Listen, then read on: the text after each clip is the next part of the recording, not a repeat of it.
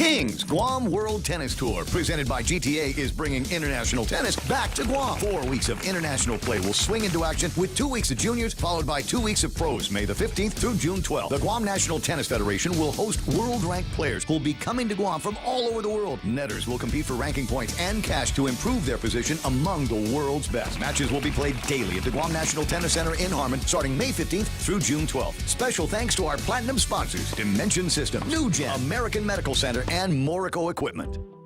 Listen to The Point anytime, anywhere on Odyssey. Odyssey is your new audio home for all the music, news, sports, and podcasts that matter to you. Find your favorite stations like The Point and discover more. Music stations, local and trusted news sources, sports talk and team coverage, plus today's biggest podcasts. Find it all on the Odyssey app. AUDACY. A 4-year-old lost for days in the cold wilderness of Montana is found alive. 4-year-old Riker Webb was found unharmed, but hungry, thirsty, and cold after a massive search involving helicopters, drones, and canine teams. The youngster was reported missing late Friday by a concerned neighbor. Deputies soon learning he had already been missing for about 2 hours at that point. Webb had been last seen playing with the family dog in his yard. Webb was found 2 days after he disappeared, about 2.5 miles from where he went missing.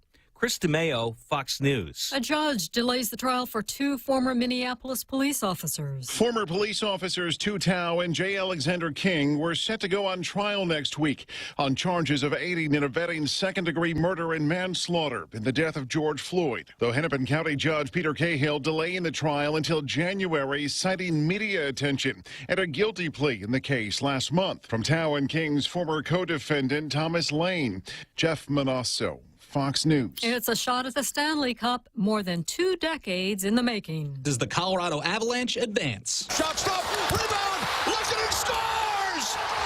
The Colorado Avalanche are headed to the Stanley Cup final! Call courtesy of TNT. Arturi Lehkonen finds the back of the net just over a minute into overtime as the Avalanche defeat the Edmonton Oilers 6-5 Monday and complete the sweep in the Western Conference Final. The Avs on to the Stanley Cup Final for the first time since 2001. Cale Makar with a 5-point night, including a power play goal to open things up in that win as Colorado awaits the winner of the Eastern Conference Final between the Tampa Bay Lightning and the New York Rangers. Matt Napolitano, Fox News. And the Navy says the pilot who died when his fighter jet crashed Friday in the California desert was Lieutenant Richard Bullock. He was based at Naval Air Station Lemoore. Dow futures down 219 points at this hour. I'm Carmen Roberts, and this is Fox News. Gas is expensive, so let the bank come to you. Through our remote deposit capture, you can deposit your checks into your account from your phone. And with our Dynamite Bank Pacific Visa debit card, you can use your money anytime, anywhere. It's the perfect combo. Now we're banking on the future. Services to choose. Bank Pacific, where others put branches, we place roots. Equal housing lender. Member FDIC. Crank it up. We're already Pika's best radio station, but we're always looking for ways to be even better. Announcing the point on Alexa. In addition to our FM and HD radio feeds, our incredible app, informative website, Facebook Live, and YouTube Live, you can now tell Alexa to stream The Point. And your smart speaker will start playing whatever we're saying. News and views 24/7 with your 4-word command.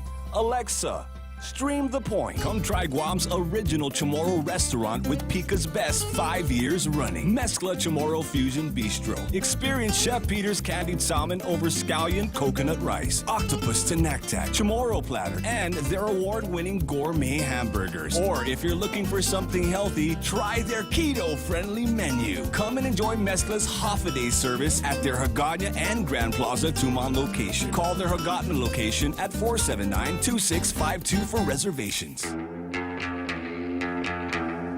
Welcome to Tall Tales with Bob Klitzkie, the only show on talk radio where common sense is a lot more common. Phone lines are now open at 888-TALK. That's 888-8255. And now, The Point proudly brings you Tall Tales with Senator Bob Klitzkie.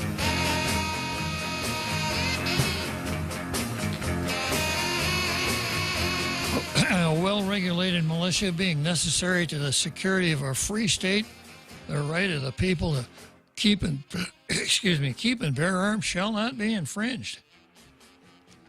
I start the show that way every day, and for good reason. It puts you on notice that this is a conservative, constitutionally oriented pro-gun show. And if that's where your head is at, you are in the right place. If it's not where your head is at, you're probably still in the right place, because you need to get your head on straight. Okay, let's see what we got for Demi Cutney today. Meet the press. The Daily News says, youth program will offer great opportunities. The students were many. The line was long and was clear that word had gotten out that Guam, the governor's summer youth employment program, is accepting applications. Just as most of the workforce, parents included, were battling traffic on the way to the office, a flurry of Guam's teens formed quite the line at the governor's complex at Ed Loop to apply for positions and hopefully paychecks in the summer job program. Whether it's inflation, a slowed economy, or just the sheer will and responsibility of Guam's teens that contributed to yesterday's long line of eager applicants, we commend them for taking the initiative to trade lazy summer mornings for learning new skills in the workforce.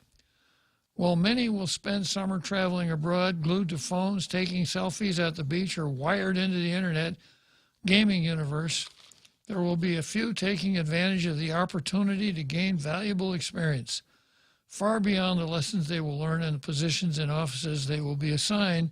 These young adults will be learning how to work with others as part of a larger organization, contributing to a much larger goal.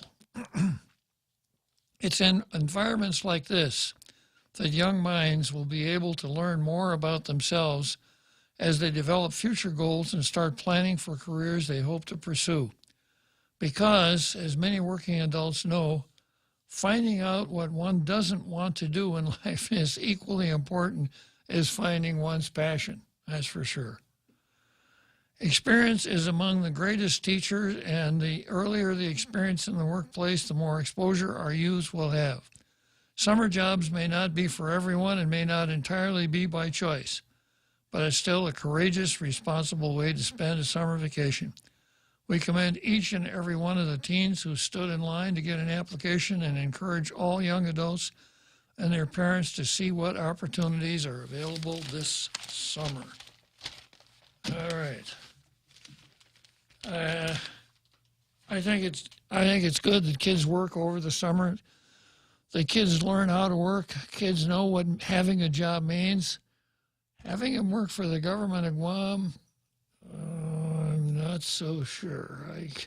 Did they ever mitigate the question of who was funding these stipends? I know that there was a question for last year's internship/summer program. Yeah. Because I think the auditor put something out early in May or mid-May about questioning where these funds came from. Seems right. Just because it's a good idea doesn't mean you don't have to identify the funds. Well, it's just another chapter in federal funds.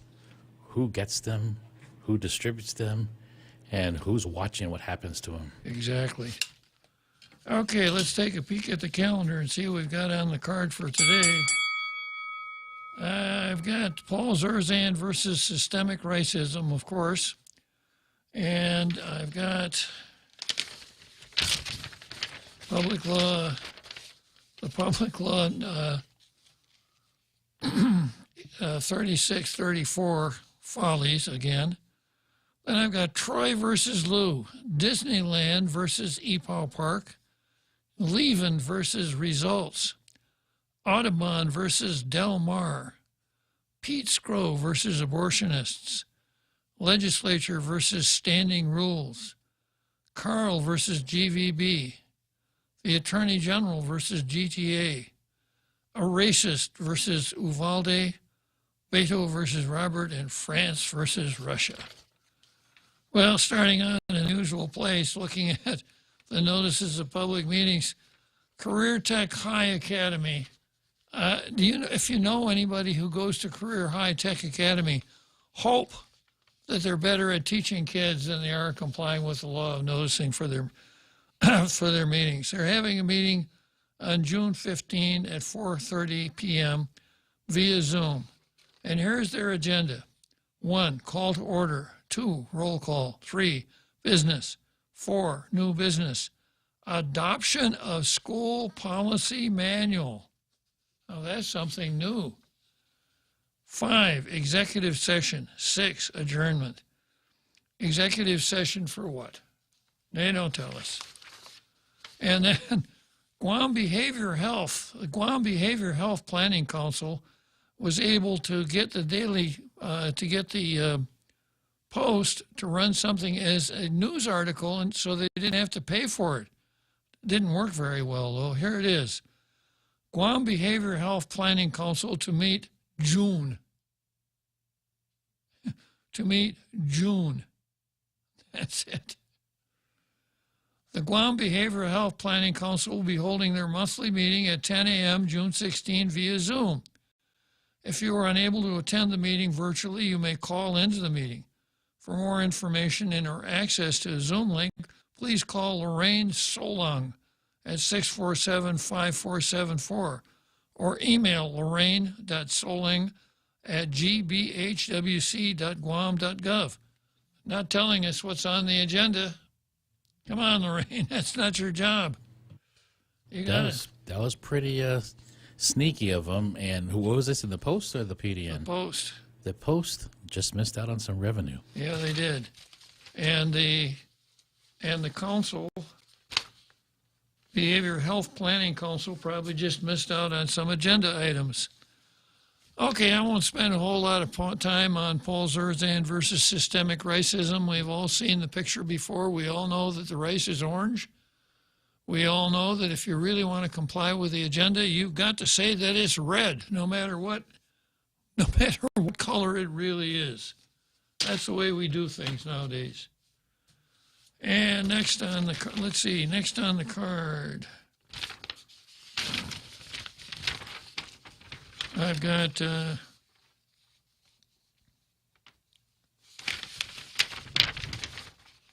Troy versus Lou. And this is something I plucked out of Troy's service yesterday, Troy's Candid News.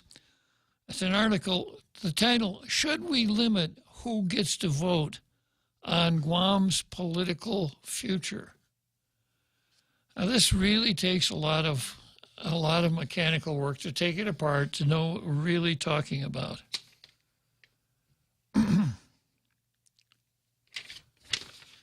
In 1997, the Guam legislature created a law under which a commission on decolonization would complete a series of tasks that would trigger the Guam Election Commission to hold a political status plebiscite. In such a plebiscite, eligible voters would choose whether they desire independence from the United States, a free association with the United States, or statehood. I've gone through this so many times. There's only one real choice there. Independence. But we'll come back to that. According to that law, only native inhabitants of Guam would be eligible to vote. In 2012, Arnold Davis sued the government of Guam in federal court to declare the law unconstitutional. In 2019, the Ninth Circuit Court of Appeals declared the law violated the Constitution's 15th Amendment because it denied suffrage to anyone who was not Chamorro. No matter how the draftsman tried to finesse it by saying we're not Chamorro, just the native inhabitants. But the Ninth Circuit said it's just a proxy for race. Sorry, fellas. It's like my old favorite about the grandfather clause. And I'll mention it again. After the Civil War, some of the black codes and some of the Jim Crow stuff said that anyone would have to take a literacy test in order to be allowed to vote.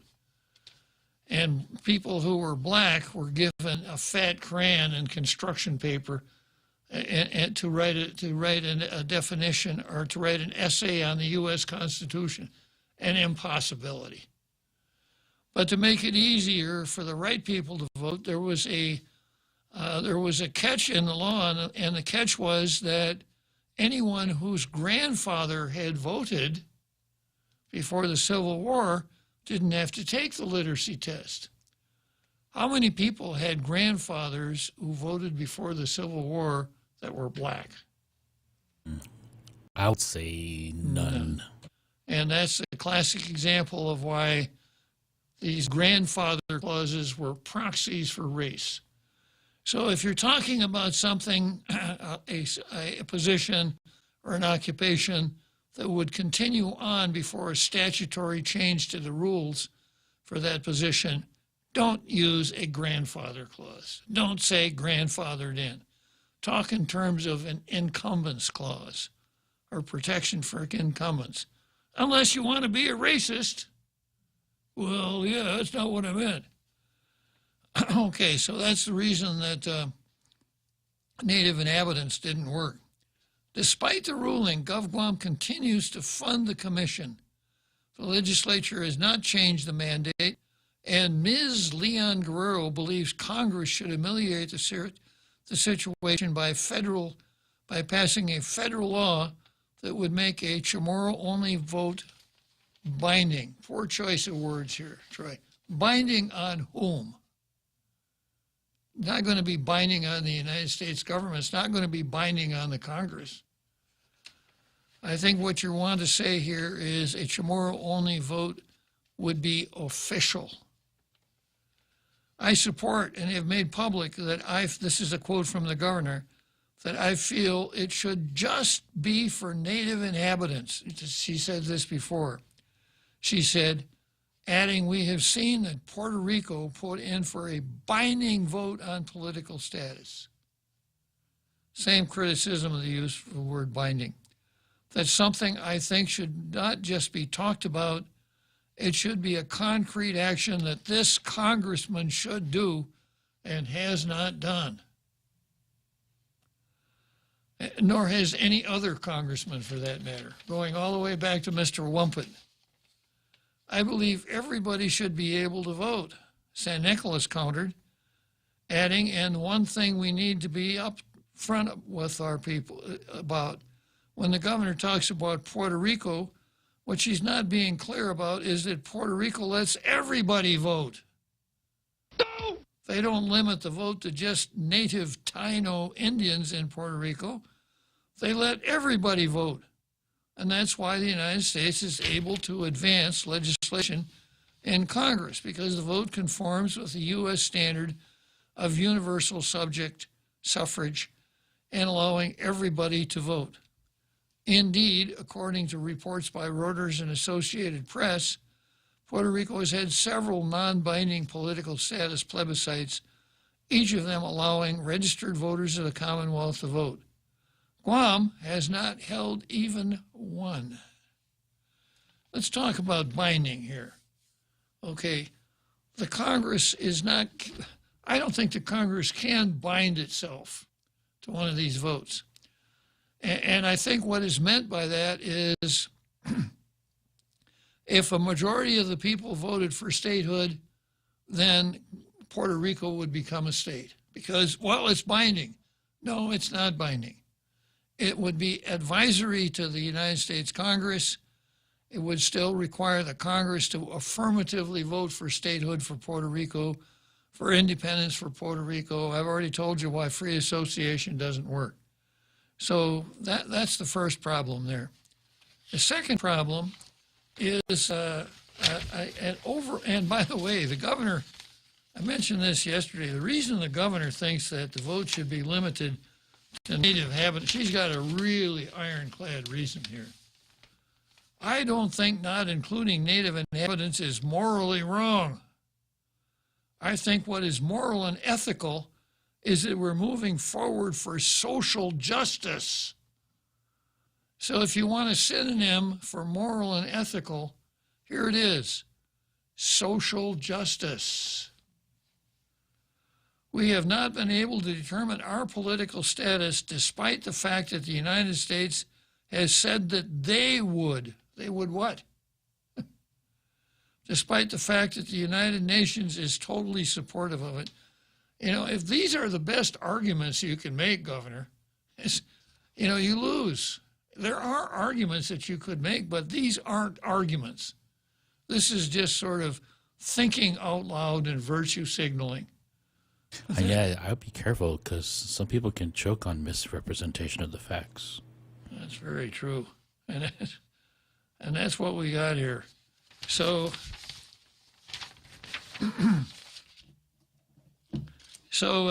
looking at it from the standpoint of self-determination, and that's what, you know, I have written and talked about this so many times.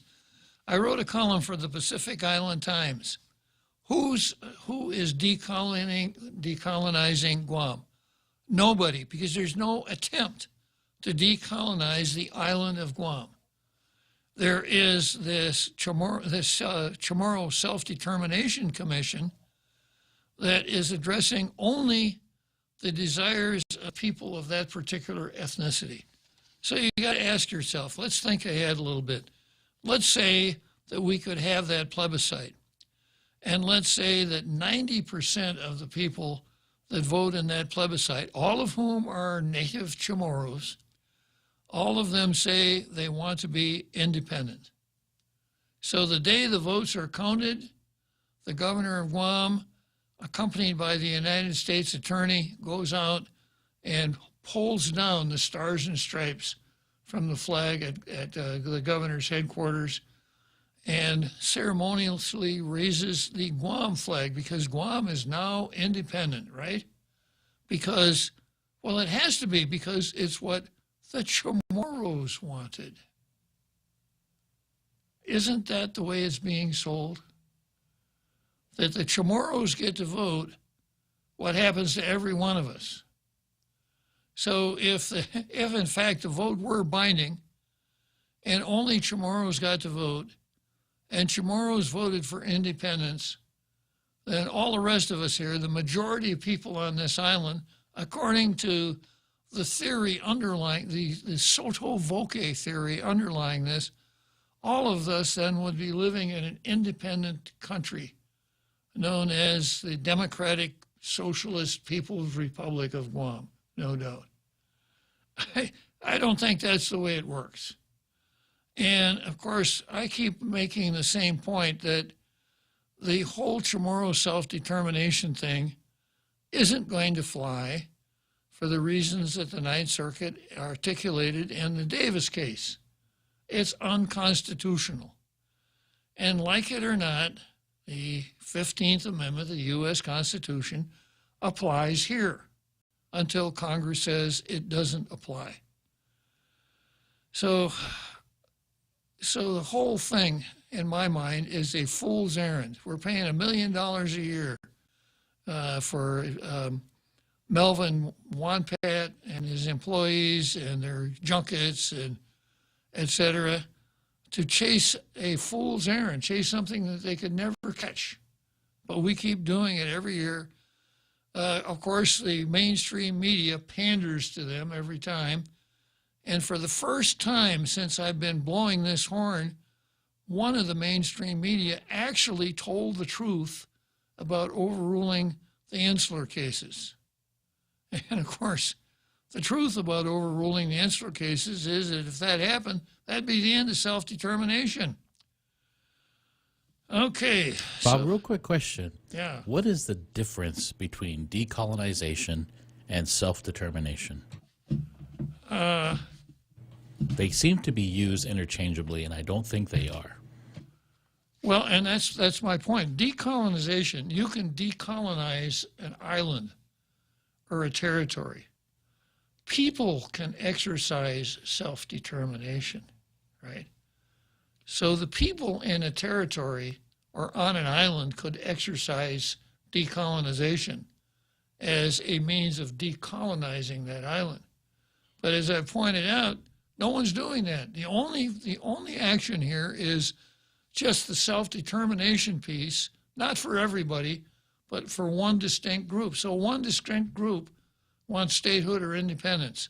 That ought to provoke a very strong "so what" reaction. What about the other folks? What do they want? Well, they don't count because we're doing social justice. It's kind of the way it goes. But that is what's being omitted when we talk about this, or when anybody talks about this, because the title of the commission is Decolonization and Chamorro Self-Determination. Exactly.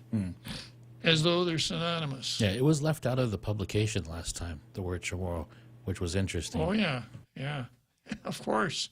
But it's still on the law books. Mm-hmm.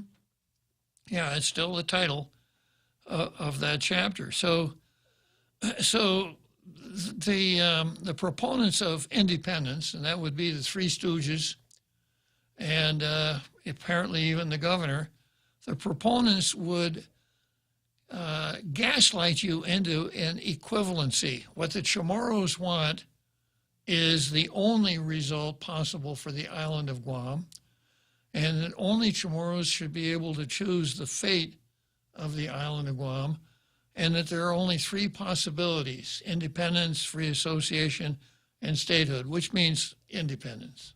That's all. So, and these terms are not synonymous. If you really want to understand, you have to really sit down and parse and think and study.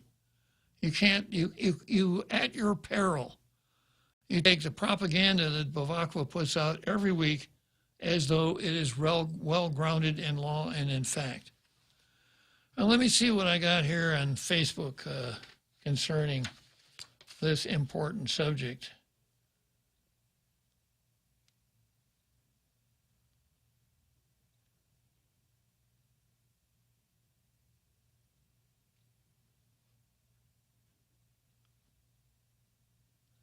Yeah, here's from Johnny, Utah. The governor using Puerto Rico as an example for Guam to follow was not well thought out.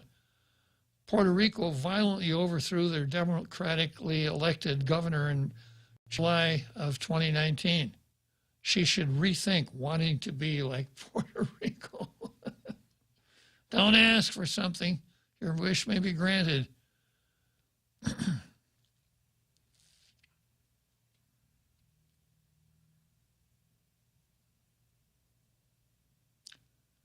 Okay, let's move on. Okay, let's take a short break and we'll move on.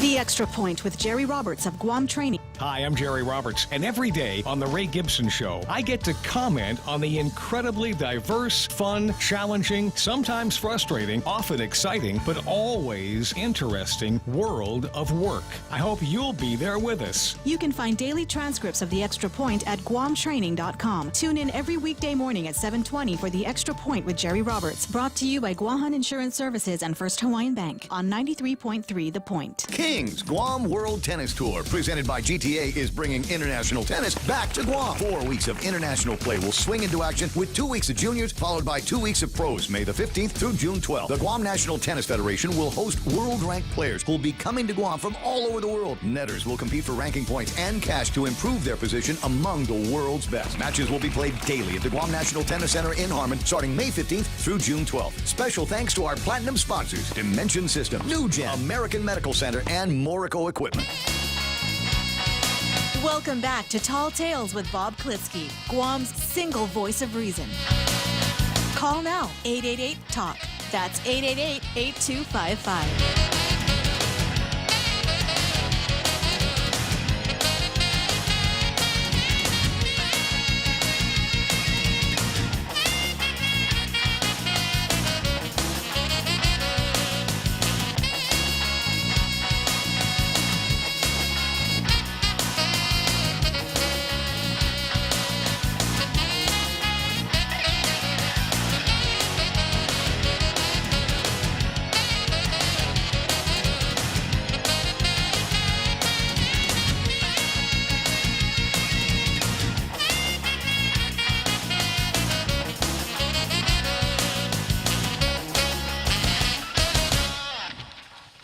Okay, here we go again. Next item on the card is Disneyland versus E Powell Park.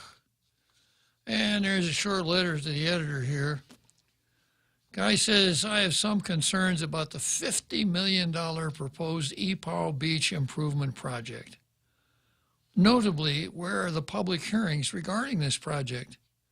Is a huge 3-story extravaganza of an exhibition building that snaps up almost half of all the parking on the north side of the park really necessary? I'm sure a much more modest, culturally themed structure that doesn't detract so much from the existing natural beauty of the park would suffice. The cultural interactive ideas are fine. Why not also offer these same presentations online so prospective visitors or anyone else can preview them at their leisure or at home or hotel room? The other proposed ideas, children's play park, water fountains, gardens, adult workout center, good ones, but more parking won't be need to be included in the plans. Finally, while it's true other destinations like Hawaii and Bali offer fine beaches too, let's not forget they are much further away from our Asian markets than Guam. There's no denying Guam's beaches and waters will always remain a more affordable major draw. To wit, billions of dollars were spent building hotels along Tumon Bay. All the larger ones were purposely built on the beach. Now, I want to zero in here on one phrase in this letter. Existing natural beauty. Now, let's talk about aesthetics for a moment. What we think is pretty, attractive, beautiful, and what we think is ti bonito, chapagu. And of course, when it comes to beauty, beauty is in the eye of the beholder, and there's no accounting for taste. But I like E Powell Beach just exactly the way it is. And you know, the aesthetics of open space are hard to beat. But it seems like government officials here have declared war on open space. Now, I'll give you the first example. Triangle Park, when you're heading from Agana up to Agana Heights. You hang a left and you go to Santa Ana. You hang a right and you go up towards Naval Hospital. A nice triangle in the middle of the road there. At one time, that park was nicely mowed grass and some Norfolk palms along the rear border. I thought it was a very nice looking park. Go up and take a look at it now. It's full of this faux wood benches and shelters, and the idea was just to fill it up, I guess. And it's ugly. Now it certainly has utility, but it's ugly. Not anywhere near as pretty as the Triangle Park when it was primarily open space.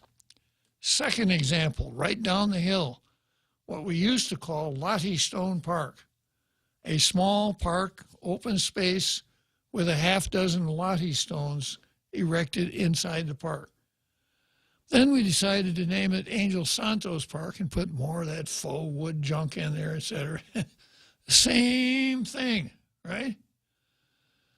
We had a nice village square right in the heart of Agana, a very large open space named after the first civilian governor of Guam, Carlton Skinner. And the name of that space is Skinner Plaza. It's not Skinner's Plaza, it's Skinner Plaza, right? And I always thought that was one of the more attractive features of our downtown. We couldn't let it just sit there. We had to build a museum on it that takes up more than half the space of Skinner Plaza. Smarter, cooler heads wanted to put it up in Agana Heights up near Fort Santa Agata, which I thought would have been a much better choice. And off of the flood zone. And out of the flood zone. Across the street from the museum, we have a god-awful monument. It's a triangular sphere that does not match the architecture of the Plaza de España. It's completely out of scale with the Plaza de España. but we put it there as a memorial to the Chamorro soldiers who were killed in the Japanese invasion. So we just seem to think that any open space has got to be filled up with something. And this E Powell Disneyland is a classic example. And let's face it, folks, the big attraction for people coming here from Japan and Korea, and once upon a time, Vladivostok, sun, sand, and warm weather in the wintertime. That's what we have to sell, not junky parks and other things that we think are nice but perhaps don't appeal to them. So to the extent that we can make our beach attractive as a beach and not the western extension of Coney Island, we'd be doing a good job. So I'm with this guy. I didn't write down his name, but good letter. Next item on the card is leaving versus results. And this is an article that appeared in the Daily News, the title of which is Results Matter. AG Camacho files for re-election. And here's a quote. Results matter, Camacho said in a statement. Well, I'm ready to rule on that one, Jose. Results versus Leland Camacho. And the winner in the black corner is results. Because this guy has brought no results whatsoever unless you characterize as people leaving the prosecutor's office in droves, a lot of bad press revolving around the prosecutor's office, turning your back on an egregious procurement violation where the governor's consigliere, her son-in-law, entered into a lease for the 19th floor at Pac Star when Pac Star had a $38 million overdue mortgage with the family bank. This, of course, was highlighted by the public auditor's report. And what did Leland Camacho do? Boy, he went in there with his guns. He strapped on his pinned on his badge. He went in there with two six-shooters on his hip, and he said, "Okay, you guys, there's a new sheriff in town." Wrong. He did nothing. What he did was he cooked up a phony complaint for declaratory judgment based on the contracts that BJ had said had been done correctly, and then asked for a declaratory judgment that the governor had done what she was supposed to have done. In other words, he provided cover for the governor. So if the governor, when we get down to election, if some smart Republican says, "Hey, governor, how about the 19th floor, your consigliere, that illegal procurement, helping out your bank with the overdue mortgage, how about that?" The governor can say, "The AG said it was okay. Who are you to argue with the AG?" So these are the kinds of results that we've gotten from this AG. He's applied for every possible class action that he could get in on by sending off a postcard. And that's about all he's done. His term has been a travesty. I was in favor of the elected governor legislation when Forbes brought it up back in 2002, I think it was. Yeah, I thought it'd be a good idea because we would have an attorney general. Until we had an elected attorney general, the attorney general was appointed by the governor, confirmed by the legislature.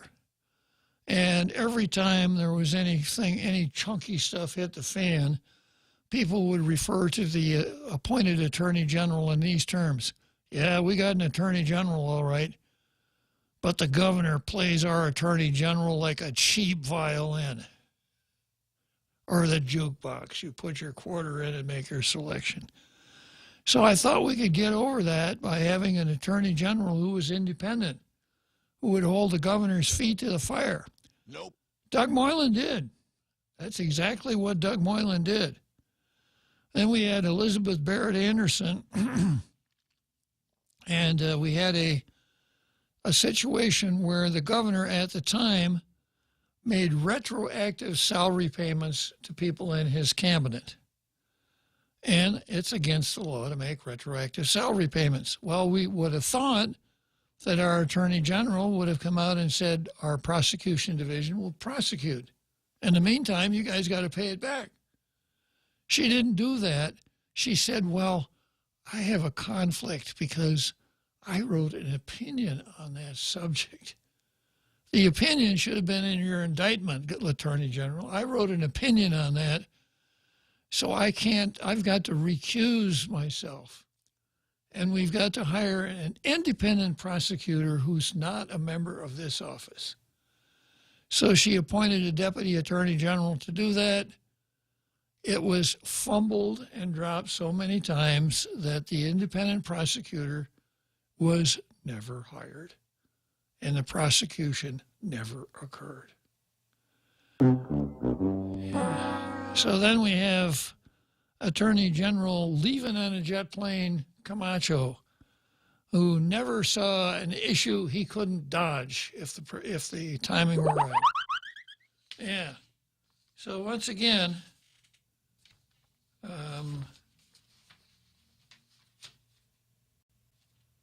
is that paper?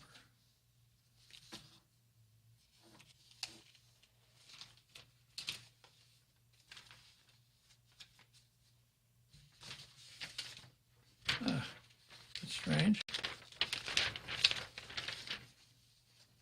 Anyhow, it's Levin Camacho versus results versus Levin. Unfortunately for Levin, results won because there are none. Next item on the card, Audubon Society versus the Vista Del Mar development. And the headline here, Audubon Society, ran in the Post, Audubon Society opposes $680 million Vista Del Mar project. The Marianas Audubon Society is opposing the multi-million-dollar Vista Del Mar project at the Harmon Cliff Line and calling for the cancellation of an upcoming public hearing on the project. The Audubon Society submitted its testimony to the Guam Hybrid Land Use Commission on June 6, voicing its opposition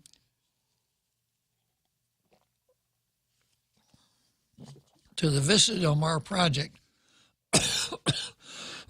stated the organization's president, Ken Orchid. Now, old-timers here may remember Ken Orchid because he was one of the litigators in the Attorney General's office. Pretty good lawyer. On June 9, the commission is scheduled to consider approving the mega project's tentative development plan application at a public hearing. The Audubon Society joins others who oppose the project and have raised concerns about the impact the project would have on the ecosystem both at the top of the cliff and in the ocean below it. The project, if approved, would develop more than 53 acres near Two Lovers Point. The Dos Amantes planning area was designated as a hotel zone in 2009 as a possible location for additional economic growth outside of the already crowded Tumon Bay. However, the Audubon Society asserts the project would degrade Guam's coastal environment and natural surroundings, would be an ill-conceived blight on the skyline of Tumon Bay. The Marianas Audubon Society believes that the Hybrid Guam Land Use Commission has no authority to consider the tentative development plan because no public hearings were held before the Tamuning Municipal Planning Council after the developers substantially changed the product by adding a third condominium tower to it. So once again, the Tattoo gang looks like may have screwed up. Vista Del Mar's proposed construction is to be completed in 3 phases. Phase 1, a 2-level 796-room hotel with one 31-story tower at beach level that scales to an adjacent plateau with a section 33-story tower and a water park. Phase 2, condominium towers with a total of 288 units, 720 parking stalls, tennis and basketball courts, and a swimming pool. Phase 3, a modern subdivision consisting of 50 single-family dwellings with parks, playgrounds, and a community center. The environmental organization also believes that Vista Del Mar's developer failed to provide sufficient detail for the analysis by the commission as to the sufficiency and most suitable location as required under Guam's guidelines for development within an H zone. The Audubon Society also noted that the elevation of the beach level parcel where the developer plans to build a 31-story hotel is too low and is subject to storm surge and liquefaction. This danger will only get worse as Guam sea levels rise. According to the United States Environmental Protection Agency, if the oceans and atmosphere continue to warm, sea level around Guam is likely to rise 1 to 3 feet in the next century. What climate change means, and there's a citation to the article. The society added that the developer planned to consider sea level rise in its development plans and reiterated that the proposed location is not a suitable place to build a hotel at all. The Marianas Audubon Society is an organization established in 1983 to protect Guam's environment and improve lives of all Guamanians. Well, this is interesting. On the one hand, I want to see more physical plant added to our resort industry, because the more hotels we have, the more hotels rooms we have, the more jobs we have, the more taxes we on and on and on, et cetera. I'm convinced that the more hotels we have, the better for me, the better for my life, and for just about everybody else. Now, this Marianas Audubon Society, it's not like some of the other rabble-rousers out there. They're bird watchers, aren't they? They are bird watchers, yeah. Let's see, Audubon was a gentleman who started the society way back in the 19th century, primarily to look out for birds. So I suspect that these Marianas Audubon Society are really sincere in what they're going after. They're not the classic NIMBY, not in my backyard, or we don't care what you want to build. If it's on base, we're against it. The Protege-Latexan approach, and I think they're even against this also. So I'm going to kind of reserve judgment on this. I am glad, though, that Ken Orcott went in there and caught that flaw in the open government law. If you change the plan, then you got to have a public hearing. You got to notice up a public hearing. You can't just proceed forward. So a very interesting story that I'm sure is going to have legs. Okay, let's take a short break. Are you looking for a new place to hang out with your friends? Let's go along the sidelines at Sidelines Bar and Grill. Located at 154 Iriarte Road, Unit 4 and 5 in Tamuning behind Royal Bigs. Sidelines, a hidden gem with nothing but great things to offer. Great atmosphere, great food, top shelf drinks, and a great team. What are we waiting for? Let the fun begin at Sidelines Bar and Grill. Open daily from 3 p.m. to 2 a.m. See you there. The 2022 GSPN Boys Volleyball All-Star Game presented by the Guam Army National Guard goes down Sunday, June 12th at the FD Phoenix Center. The best high school players from both the public and private schools will put their talents on display, coached by the champion coaches. Watch it live at the Phoenix Center or streaming on GuamSportsNetwork.com, powered by IT&E. The 2022 GSPN Boys Volleyball All-Star Game, June 12th.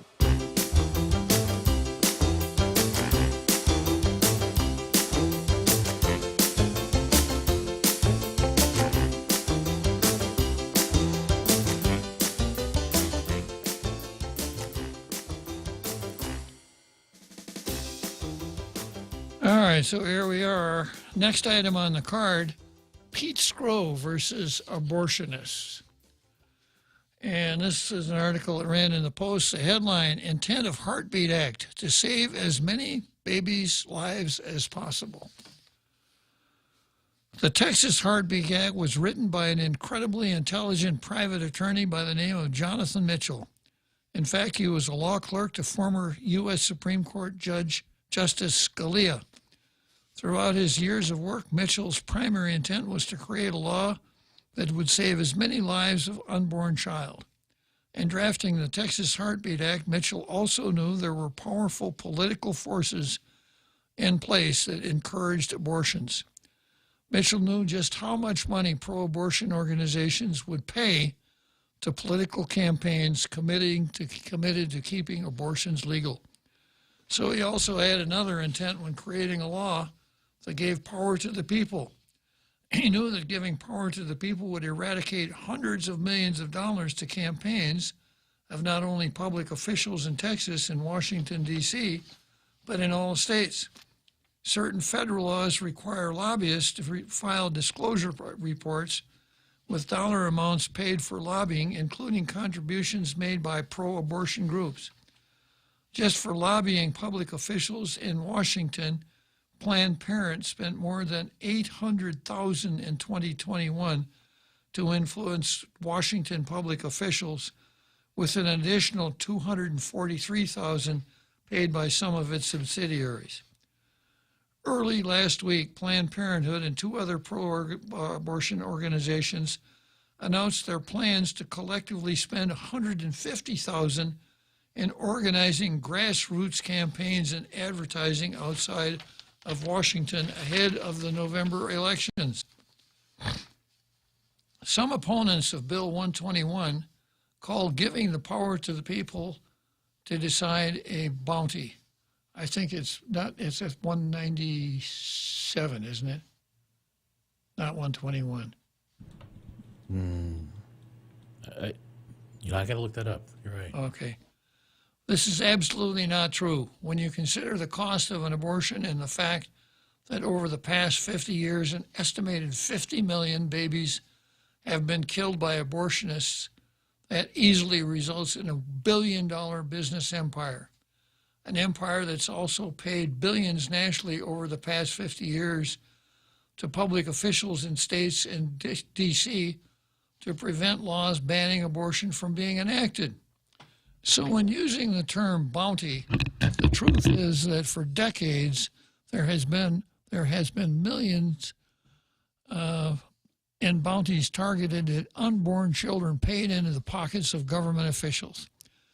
It's unconscionable that there are people and organizations willingly to pay money to ensure laws remain in place to keep the killing of a child legal. Mitchell never intended to create an environment that would result in civil lawsuits being filed in Texas.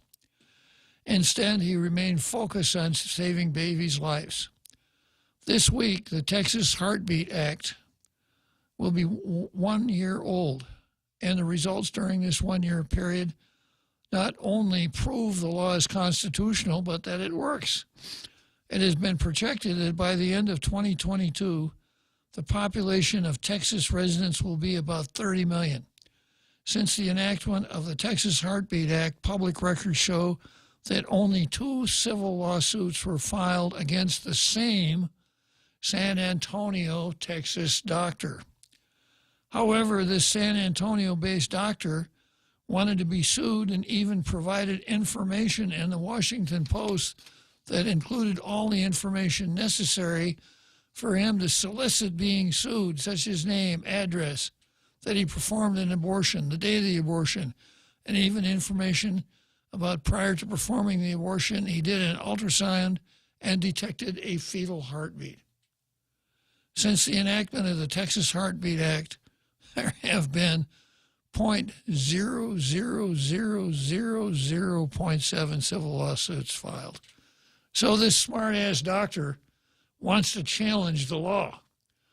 In order to have standing to challenge it, he had to break it and have someone sue him so that he could defend or he could prosecute his case in that civil suit. The law is working, and because it's working, there's no need for mass civil litigation, since the authority given to the people created a detriment that substantially reduced the number of abortions in Texas. In other words, a deterrence factor.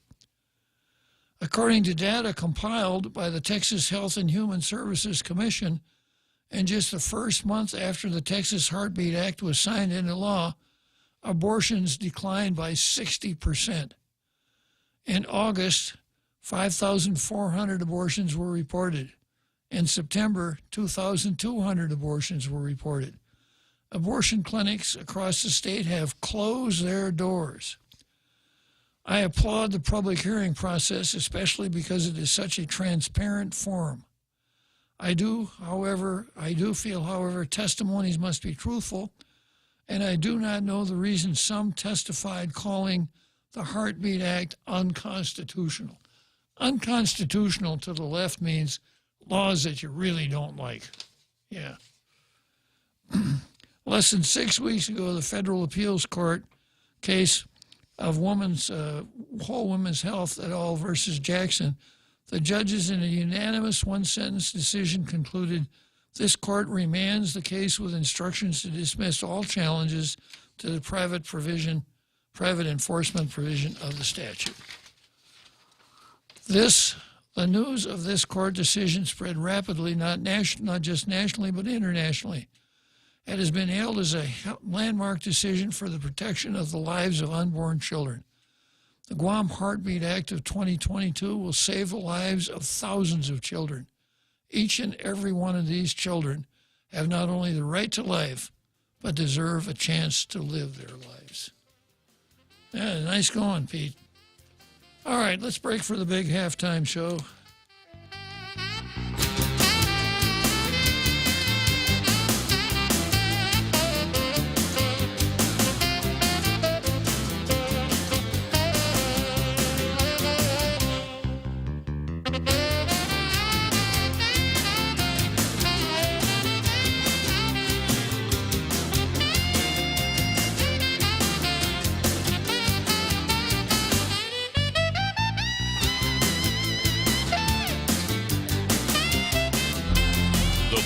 Is KUSG, Hagåtña, Guam, 93.3 FM and 104.3 HD3.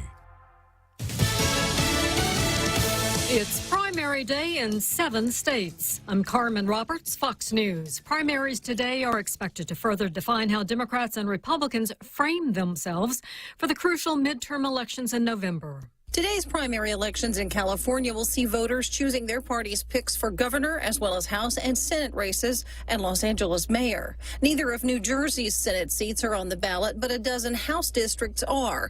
And in Mississippi, Republican Congressman Steve Palazzo faces 6 opponents, while the state's 2 other GOP congressmen face primary challenges from those who support former President Trump's false claims that the 2020 election was stolen.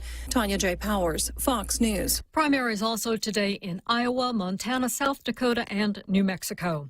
A couple of court rulings yesterday affecting elections. A judge in Arizona declined a request by the state Republican Party to block most mail ballots for the 2022 election. And Louisiana Governor John Bel Edwards says he will call the legislature into special session to redraw congressional districts after a federal judge blocked the newly drawn ones because they only included one mostly black district. A second man is under arrest for the mass shooting Saturday night in Philadelphia that left 3 dead and 11 wounded. Last night, U.S. Marshals arrested Rasheen Vereen.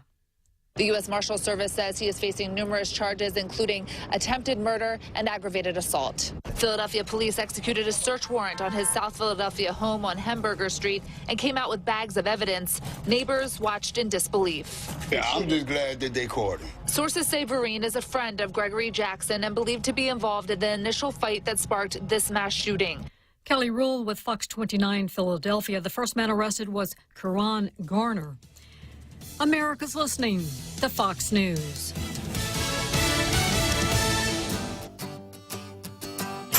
Gas is expensive, so let the bank come to you. Through our remote deposit capture, you can deposit your checks into your account from your phone. And with our Dynamite Bank Pacific Visa debit card, you can use your money anytime, anywhere. It's the perfect combo. Now we're banking on the future. Services to choose.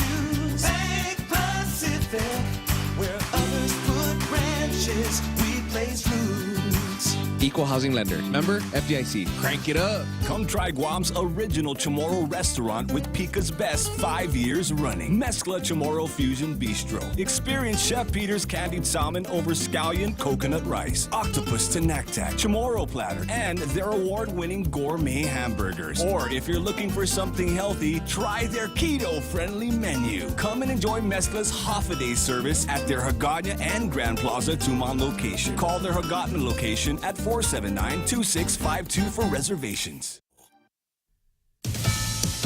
New details emerging about the suspect involved in the fatal shooting of a former Wisconsin federal judge. Officials tell Fox News shooting suspect Douglas Uda had a hit list found at the murder scene. It included Wisconsin Governor Tony Evers, Michigan Governor Gretchen Whitmer, and Senate Minority Leader Mitch McConnell. The victim is 68-year-old John Romer, a former Juneau County judge who retired from the bench in 2017. He was found Friday zip-tied to a chair and fatally shot. The U.S. Marshals assigned to protect the 2,700 federal judges nationwide say they've monitored more than 4,500 threats leveled against judges and prosecutors last year alone. Fox's Jillian Turner. A group with ties to the Democratic Party and the Obama administration plan on spending tens of millions of dollars to buy Spanish-language radio stations in key U.S. cities. A new outfit calling itself Latino Media Network is spending $60 million to buy AM and FM radio stations in places like New York City, Los Angeles, and McAllen, Texas, which broadcast in Spanish. The seller is Spanish broadcaster Univision. The group's leaders include former Obama White House aide Stephanie Valencia and actress and activist Eva Longoria, among others, and is partially financed by George Soros. No word on what programming changes would be made. The sale requires FCC approval. In Florida, Eben Brown, Fox News. People in the Southwest should get ready for some dangerously hot temperatures this week. Daily high temperatures should reach well into the hundreds across portions of Southern California and the desert Southwest, and even as far east as portions of southern Texas. Meteorologist Zach Taylor with the National Weather Service says the feels like temperature will be 110 degrees from midweek through the weekend. And the Colorado Avalanche advanced to the Stanley Cup final after sweeping the Edmonton Oilers. I'm Carmen Roberts, and this is Fox News. The 2022 GSPN Boys Volleyball All-Star Game presented by the Guam Army National Guard goes down Sunday, June 12th at the FD Phoenix Center. The best high school players from both the public and private schools will put their talents on display, coached by the champion coaches. Watch it live at the Phoenix Center or streaming on GuamSportsNetwork.com, powered by IT&E. The 2022 GSPN Boys Volleyball All-Star Game, June 12th. Are you looking for a new place to hang out with your friends? Let's go along the sidelines at Sidelines Bar and Grill. Located at 154 Iriarte Road, Unit 4 and 5 in Tamuning behind Royal Bigs. Sidelines, a hidden gem with nothing but great things to offer. Great atmosphere, great food, top shelf drinks, and a great team. What are we waiting for? Let the fun begin at Sidelines Bar and Grill. Open daily from 3 p.m. to 2 a.m. See you there. Half a day. Patsy Gogri from Security Title here with information about what a title company does. The title side of our business determines who owns a property and guarantees your ownership with a title insurance policy. The escrow side acts as an independent third party, managing the transfer of money and documents between the buyer, seller, lenders, and others. Security Title has the management of real estate closings down to a science. Give us a call. We are here to help.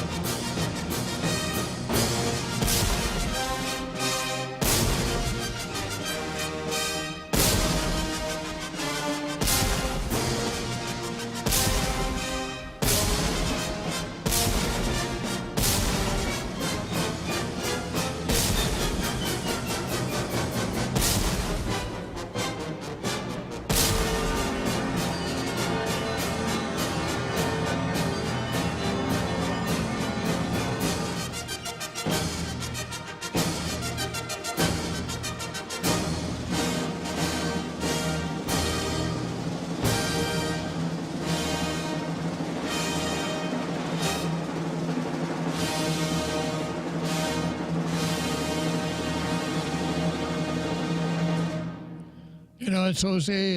It's amazing how they're able to roll those cannon out on the football field and fire them off like that, and then get them back off the field. They've cleared it already. Say again? They've cleared it already. Yeah, it sure makes for a great halftime show, doesn't it? It is. All right, so Johnny Utah is on board today, and he's made some poignant comments. Here's Johnny Utah. That would destroy 5-5 Beach. He's talking about the Del, the Del something or other development. That would destroy 5-5 Beach and the jungle along the beach up to Two Lovers Point. That is such a beautiful place. Leave it alone. Johnny Utah has ruled. Leave it alone. Where's the leftist movement for separation when it comes to destroying Guam's beauty? They're there. Yeah, good point, Johnny Utah. And then Johnny Utah comes back later on saying, the doctor you're talking about, that is the doctor that publicized his abortion in the Washington Post so he could be sued. The doctor you're talking about, his lawyer is an attorney for Planned Parenthood. She testified before Congress last month that a man can have an abortion. No!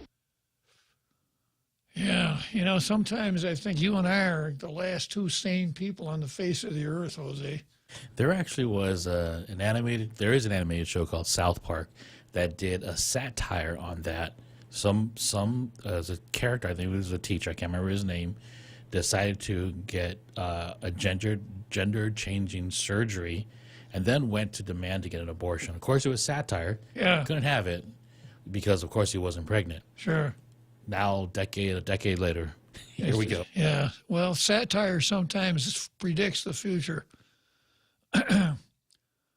Okay, so next item on the card is lawmakers set to vote, as you were, Guam legislature versus standing rules. And I notice I got somebody who wants to chime in here on, I guess not. He was just remarking about a movie, I think he recalled Arnold Schwarzenegger being pregnant with something. I can't, like the name of it was Paternity, but I'm sure that our tailgaters would remember the name of that movie. Yeah. Not Kindergarten Cop. It's not a tumor. Okay. Okay, next item on the card, Guam legislature versus standing rules. And this is some pretty old news. It's just that I never got around to doing the column. The title is Lawmakers Set to Vote on Power Plant Lee's Sexual Assault Law.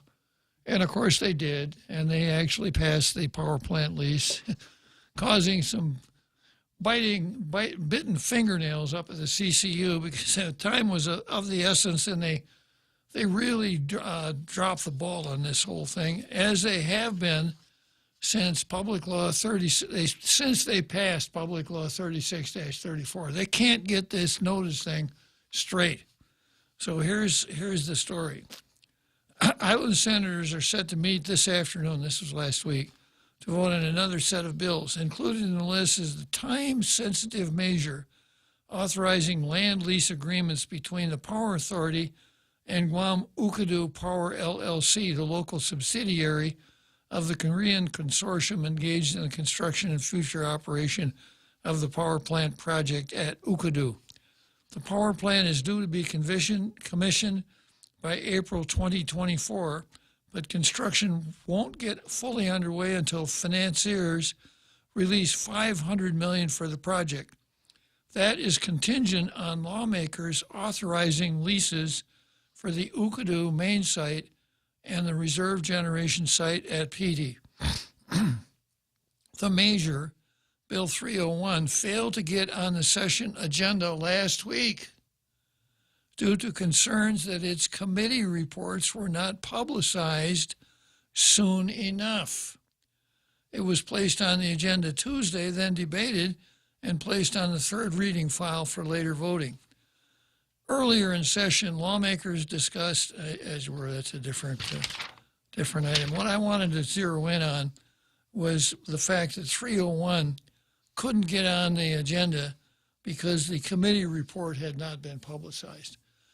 The Speaker and the legislature have been drop-kicking bills all over the place.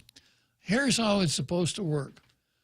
The Rules Committee sets the agenda for the legislature. The Rules Committee is comprised of senators from both parties, primarily the majority party. A senator can move the Rules Committee to place their agenda on the their bill on the agenda. But in order to do that, there must be a committee report, and the committee report must be signed off on by a majority members of the committee. And of that majority, a majority must either sign report out only or do pass. If the majority sign up, do not pass, it can't go on the agenda. So the Rules Committee is saying, well, you know, the committee report's done, but it hasn't been signed. So we'll put it on the agenda and we'll say it's a tentative item for discussion because the committee report may be signed, but no. Wrong. No, it's just not the way you do it. That's not, people are not going to have any faith in your procedures if you do it like that. What you have to do is people in the legislature have to plan ahead. And they have to get those signatures, and they have to schedule it with the Rules Committee and move things along in an orderly fashion, not say, well, you know, we don't have a committee report for this, so we'll put it on the session agenda as a tentative item of discussion. Now, I would always measure that approach in speed. And I would say that speed, that approach to doing business is not fast. It's not slow.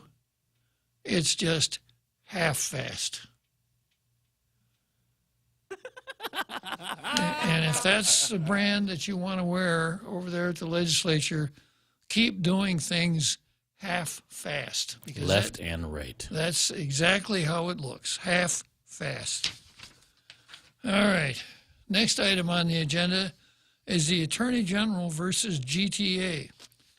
And this ran in PDN on the 1st of June. And its title is Attorney of Guam sued GTA after complaint was filed by Docomo. The government of Guam sued telecommunications company GTA in 2019 because of consumer complaints by its competitor Docomo, according to oral arguments Tuesday in the Supreme Court. The Attorney General's office has accused GTA of violating the Deceptive Trade Practices Act by charging its customers for a 2018 increase in the business privilege tax.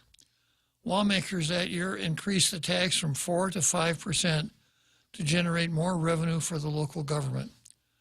The Attorney General's office, which represents Gov Guam in the case, petitioned the Supreme Court after the Superior Court disqualified Assistant Attorney General Ben, this is a tough one, Paholke. I suppose you would pronounce it Paholke, but I suspect most people would pronounce it like a city on the shores of Lake Okeechobee in Florida. Ben Paholke, from representing the government in the case. Paholke had performed much of the work in the GTA case, including issuing a public statement when the case was filed.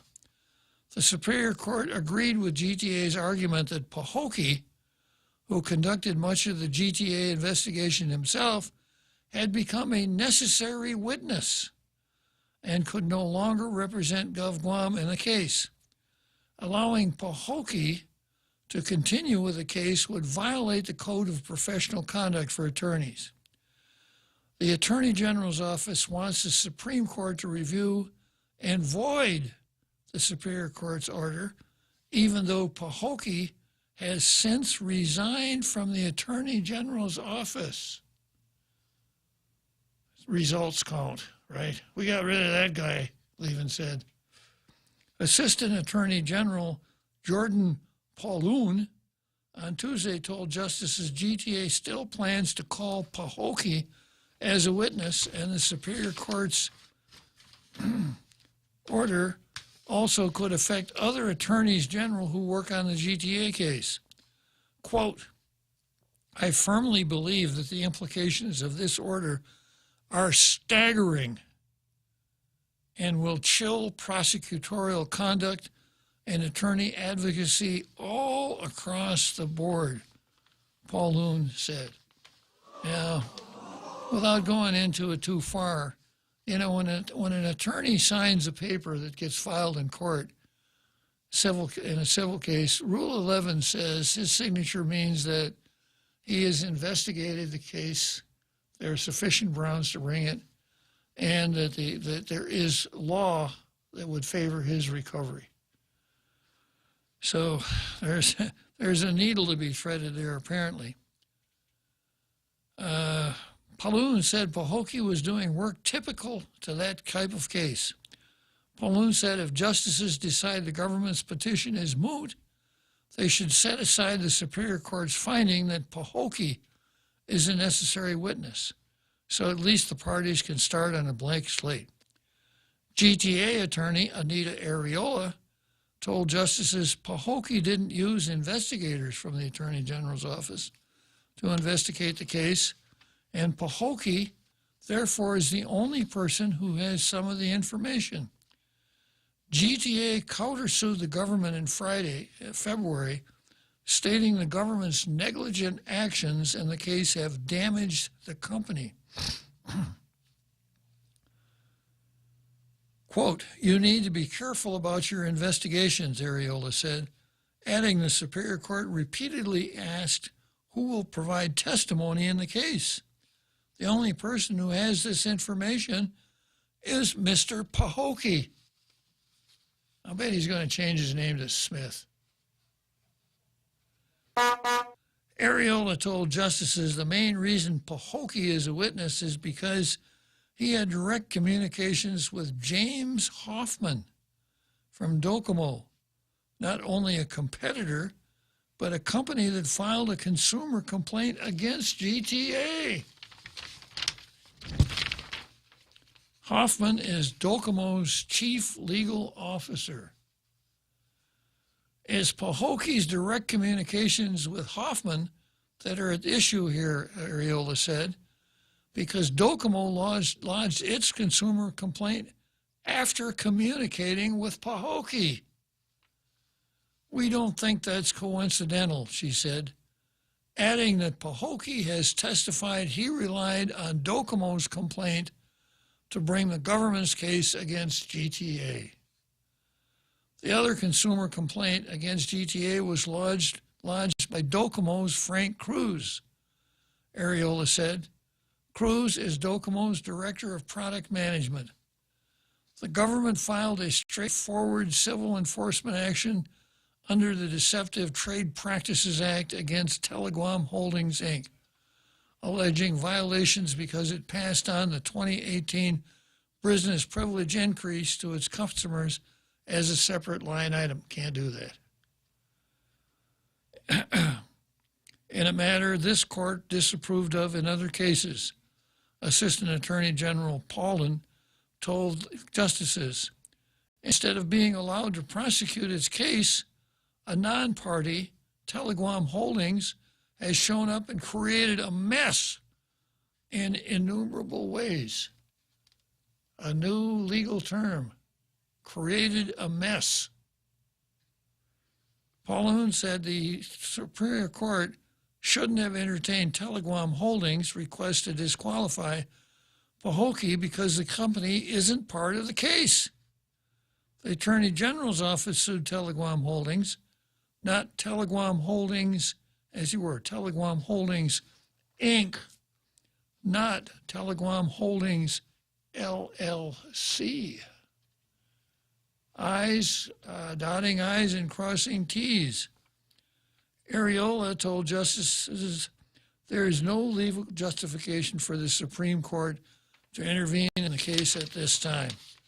The issue has been fully briefed in the trial court, and the trial court should get first shot at determining this issue, Areola said. So, an interesting case. Next, we go on to, I'm going to go on to Beto versus Robert next, although it's not the next item on the card. And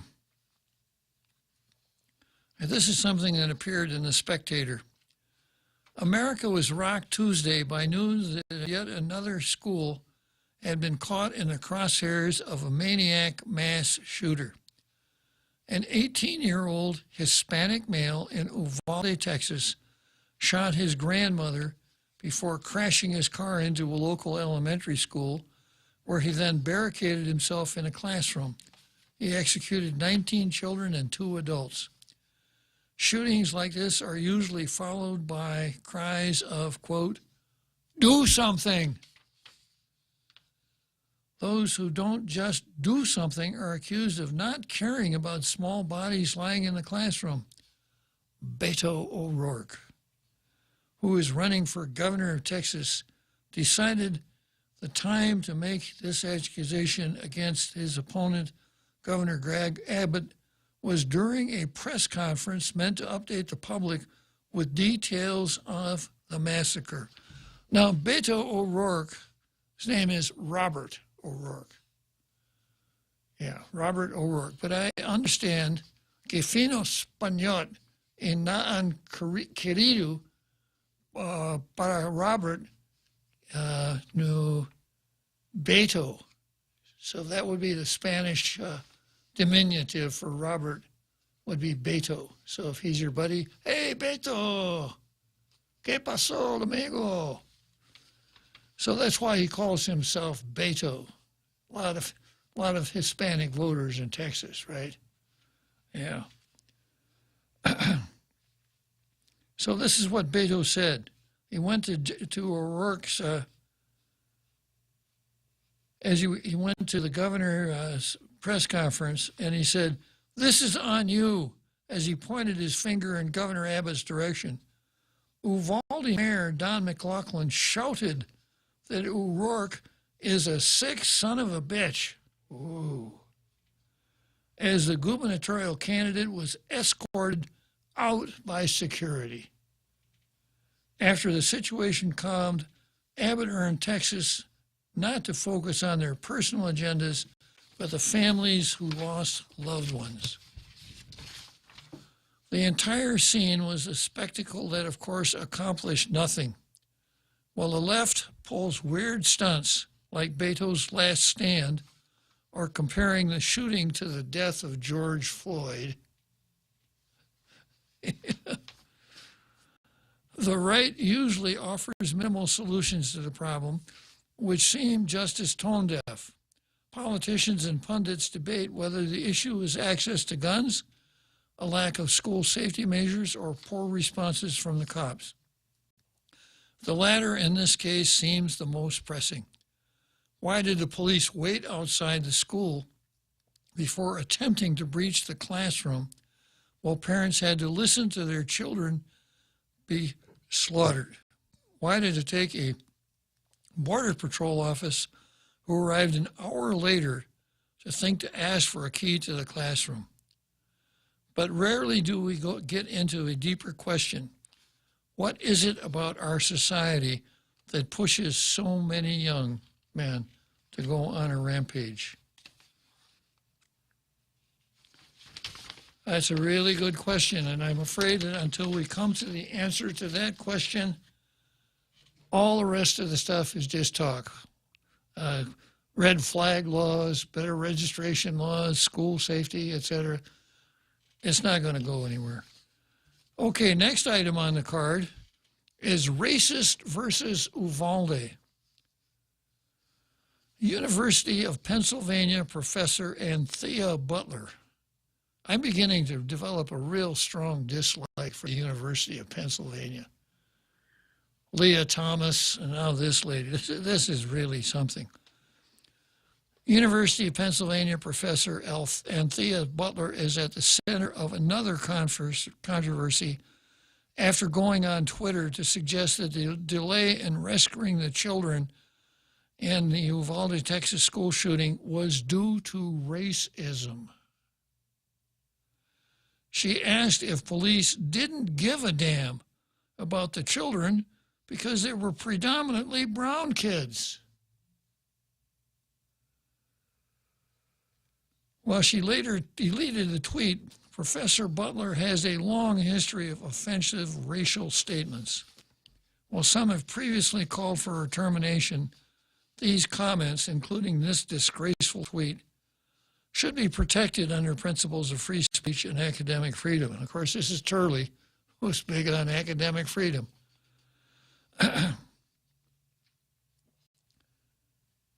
However, this is another example of the double standard often applied at universities, which are quick to investigate, discipline, or fire conservative, libertarian, or dissenting faculty members in such controversies.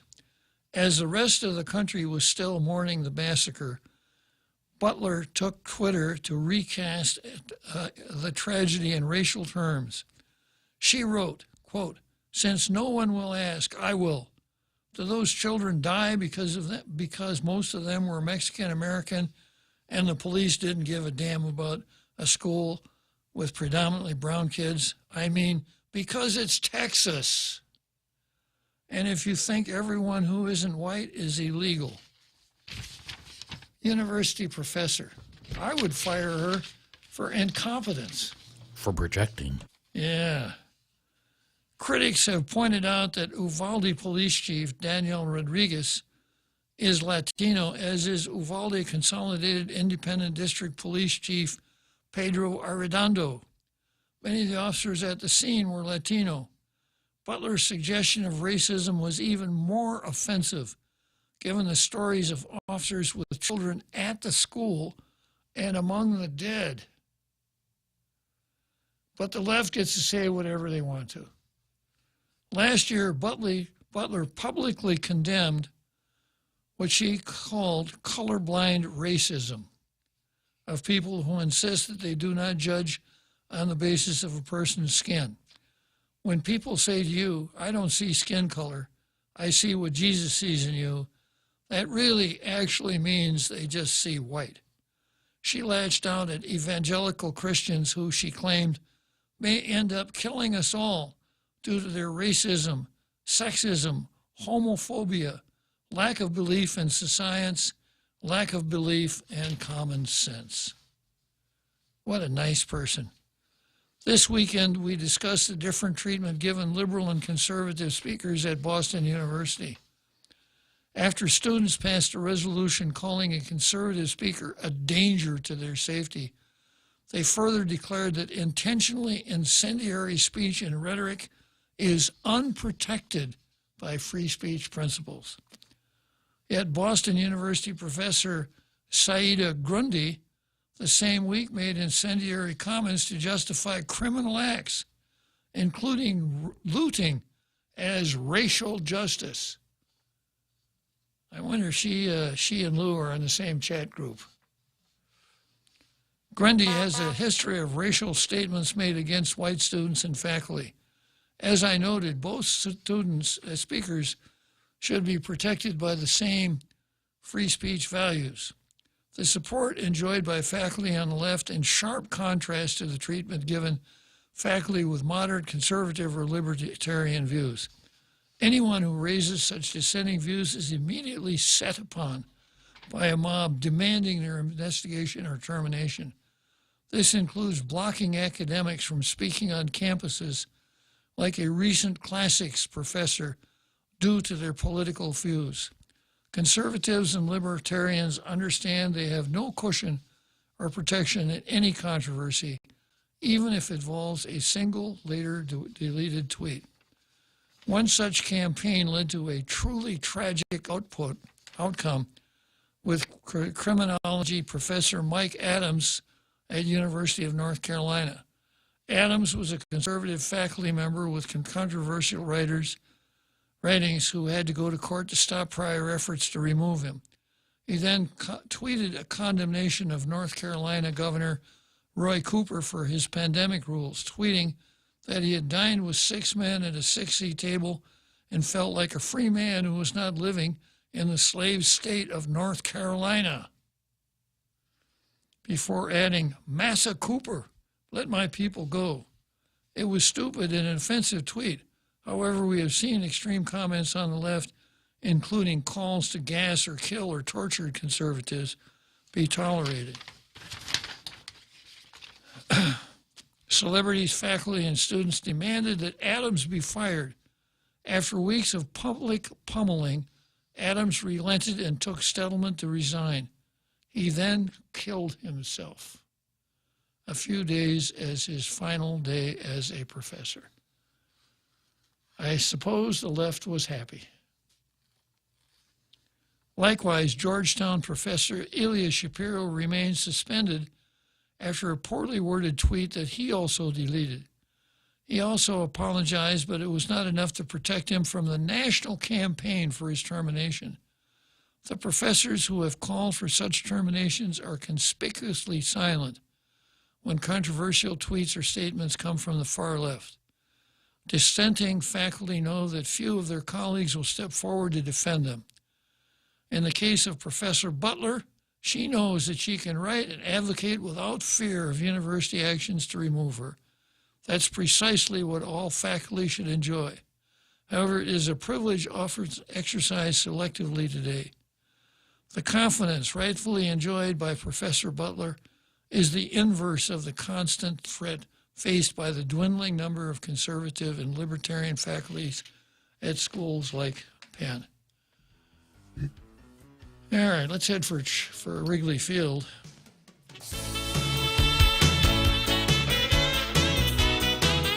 The Extra Point with Jerry Roberts of Guam Training. Hi, I'm Jerry Roberts, and every day on The Ray Gibson Show, I get to comment on the incredibly diverse, fun, challenging, sometimes frustrating, often exciting, but always interesting world of work. I hope you'll be there with us. You can find daily transcripts of The Extra Point at guamtraining.com. Tune in every weekday morning at 7:20 for The Extra Point with Jerry Roberts, brought to you by Guahan Insurance Services and First Hawaiian Bank on 93.3 The Point. Kings Guam World Tennis Tour, presented by GTA, is bringing international tennis back to Guam. 4 weeks of international play will swing into action with 2 weeks of juniors, followed by 2 weeks of pros, May the 15th through June 12th. The Guam National Tennis Federation will host world-ranked players who will be coming to Guam from all over the world. Netters will compete for ranking points and cash to improve their position among the world's best. Matches will be played daily at the Guam National Tennis Center in Harmon, starting May 15th through June 12th. Special thanks to our platinum sponsors, Dimension Systems, New Gen, American Medical Center, and Morico Equipment.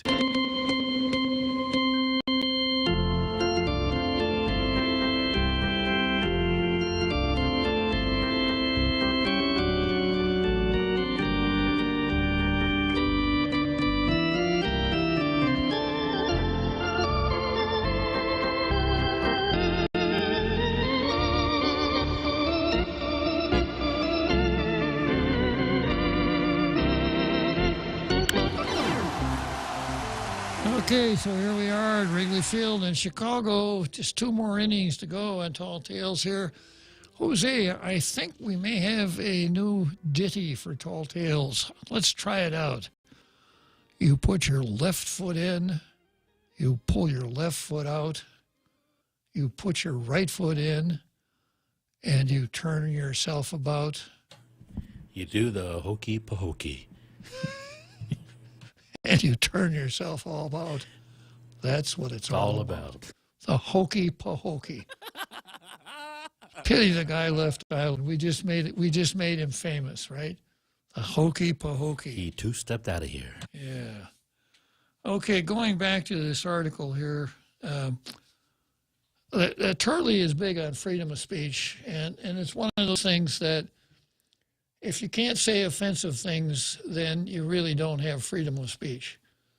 And what people are saying, taking advantage of that, is really, really frightening. And I've mentioned this on the show before, when a couple of people came to give a presentation to the first-year students at Yale Law School about freedom of speech.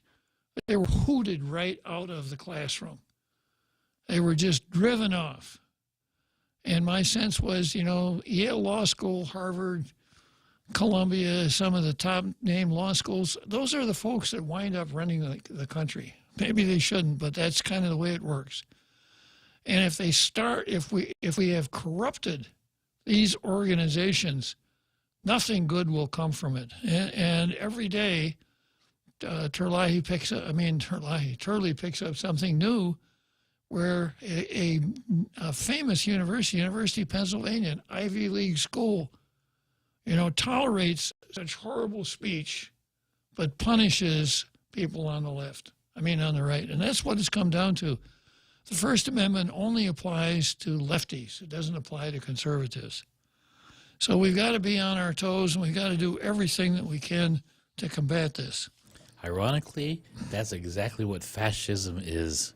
It's about mind think, and you have to have the correct thought, like everybody else is, or else you get punished for it. Exactly, and that's exactly where they are. And, of course, they're the ones that are always labeling conservatives as the fascists. Just the opposite of what it is. And of course, it's, as George Orwell, war is peace, and evil is virtue, and on and on. Next item on the card, Pete Scrow versus Vanessa Williams. Maybe I've already gone through this one.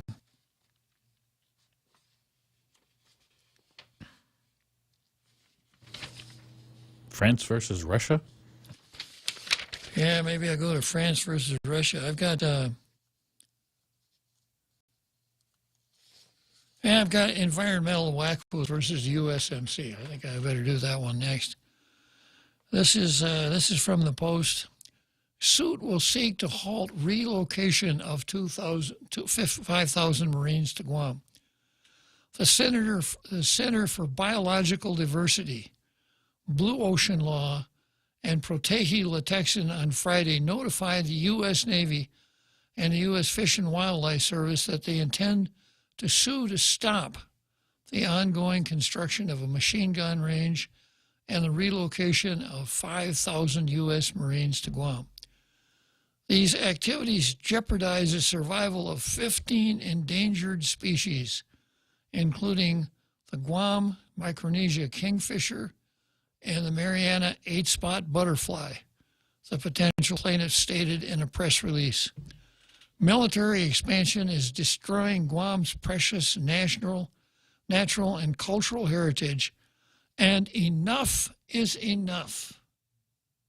Max Phillips, Hawaii director and staff attorney at the center, said in the press release, adding insult to injury, the Navy isn't living up to its duty to mitigate this harm and ensure the survival of Guam's imperiled plants and animals.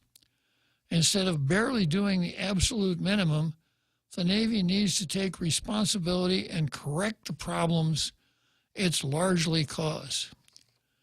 Relocating Marines to Guam has resulted in the destruction of more than 1,200 acres of the last remaining limestone forests, the potential plaintiff stated in the release. I think I know where it is. I think I remember what it looked like for 60 years before they built the Marine base there. It looked like somebody's Tongan plantation, but that's okay. These forests, known as Guam National Wildlife Refuge, were set aside as mitigation for habitat loss and disturbance by the Air Force, according to the press release. They provide the last suitable habitat for species included in the Guam Micronesian kingfisher, or sihik, which is extinct in the wild and struggling in captivity, the Marianas crow, Guam rail, Mariana fruit bat, the single remaining adult-free Hadzun lagu on Guam, and we know the story of the Hadzun lagu, that it was kept alive by people from the university and Anderson Air Force Base, and they have implanted seedlings on the island of Rota. We don't want to talk about that. This is one of those rare occasions when the law can be powerful, can be called upon to serve the interests of the most vulnerable. That would be the birds. And oh, I thought they were talking about 291. Yeah. No, not for Julian Uggan. No, I don't think he's on that side.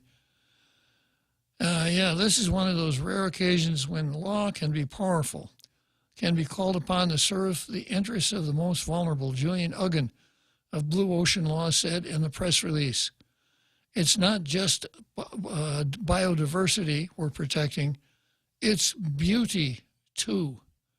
Beauty is our birthright, and we are duty bound to protect it." I don't know. Like you said, Triangle Park. Yeah, Triangle Park, E Powell Beach, the Angel Santos Memorial, the Guam Museum. Okay, next item on the card is the Supremes versus the Waterworks. Again, this is an old case, and it's kind of technical, but it's got good educational value. Let's head for Churchill Downs, and then I'll pick up on this. Gas is expensive, so let the bank come to you. Through our remote deposit capture, you can deposit your checks into your account from your phone. And with our Dynamite Bank Pacific Visa debit card, you can use your money anytime, anywhere. It's the perfect combo. Now we're banking on the future.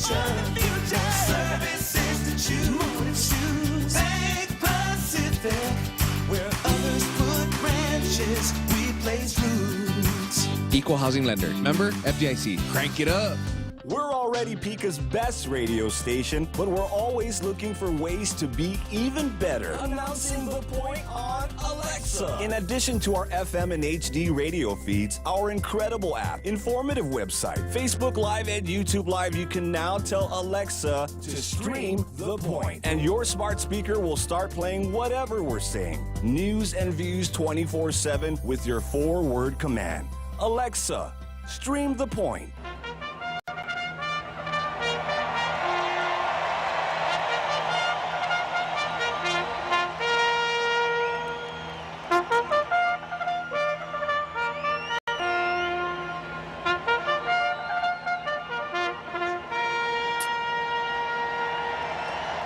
Here we are, the home stretch at Churchill Downs. That means I got about 6 more furlongs before I cross the finish line. This next item, Justices GWA fails to meet exceptionally high burden to prevent trial and plant site dispute. Now, this is about the suit between Cortec and the Waterworks over the location of the Northern Wastewater Treatment Plant and who owns the land. A legal dispute over who owns the land on which part of the island's largest wastewater plant is located will go back to the Superior Court of Guam for trial on the merits. The development caused by Supreme Court order issued May 27 came after a Supreme Court ruling that granted the company that claims ownership of the property, Cortec International, an initial procedural victory to begin a trial to ascertain which party's arguments are supported by facts and the law. But the Waterworks, along with the Department of Land Management, sought to delay and avoid a trial altogether by filing a request for an interlocutory appeal with the island's High Court. Now, when this came up before, I told you that under our system, an interlocutory appeal is hard to come by. An interlocutory appeal means this. You've got 2 parties fighting it out in the Superior Court. One of the parties thinks that there's an issue that shouldn't wait for determination by the Superior Court, but should be determined immediately by the Supreme Court. So papers for an interlocutory appeal are filed with the Supreme Court, which the Supreme Court could grant or deny. If it grants, then it takes up the interlocutory appeal. If it denies, stays at the trial court. In a unanimous order, justices found GWA did not meet the exceptionally high burden required for the appeal to be granted, which would essentially prevent the suit from being resolved through a trial. At this point in the litigation, the Supreme Court's order means GWA is going to have to finally answer whether they can take whatever federally returned property they want without having to pay private landowners. And the DLM is going to have to finally answer whether they can arbitrarily cancel certificates of title to cover up decades of government mistakes. Vanessa Williams, the attorney representing Cortec told the Post. The Post is, of course, an affiliate of Cortec. We know that. About 250 acres of property were returned to a private estate 18 years ago. The property was sold to a private company, which in turn sold it to Cortec. GWA has said the property actually should belong to the utility, noting that a wastewater treatment plant sits over a portion of the property. Cortec International has said the certificate of title it holds shows it owns the property, including land upon which portions of the treatment plant sit. The private company filed a counterclaim of inverse condemnation, seeking compensation for any land it owns that the government is seeking to take. According to the court order, the figure alleged to be $220 million by the government, but it was noted to be $178 billion by Cortec. A trial court ruling for compensation that favors Cortec, of Guam argued, compromises federal environmental compliance, risks further litigation, and could lead to increased utility costs. But the government didn't explain how an eventual order to pay the company is an irreparable injury or how it would irreversibly cause these feared risks, justice has found.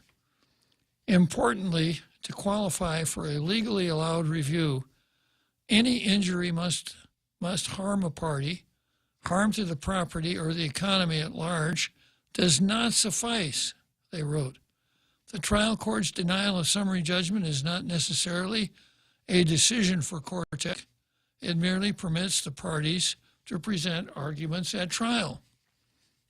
The particular appeal can be granted if a Supreme Court ruling could materially advance the termination of litigation, protect a party from substantial and irreparable injury, or clarify issues of general importance in the administration of justice.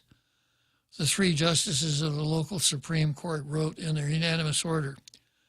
These limitations, set by local law, help make sure interlocutory appeals occur only when the necessity of immediate review outweighs a general judicial policy against the piecemeal disposal of litigation. The justices ruled that the specific case in which Cortec is asserting claim over property allegedly taken by GWA and DLM without compensation lacks critical characteristics necessary to grant the appeal. According to their order, the trial court does not require the Supreme Court input to proceed. 2, ruling on the appealed matters will not necessarily avert litigation. 3, the trial court denied summary judgment because it required factual clarity. 4, the only inevitable injury is for the trial to proceed to its merits. 5, no other outstanding issues of justice beg the court's discretionary interference. In arguing for the appeal, Gulf Guam Agency said Superior Court Judge Elise Iriarte made improper rulings when deciding on which charges and counterclaims to dismiss.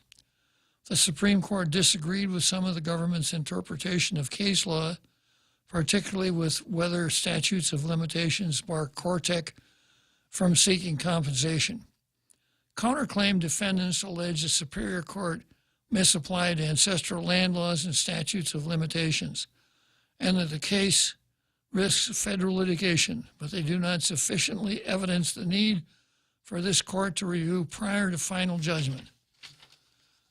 It's unfortunate these government actors haven't taken any accountability for what is clearly decades of errors and instead want an innocent party, Cortec, to pay for their mistakes, Williams said.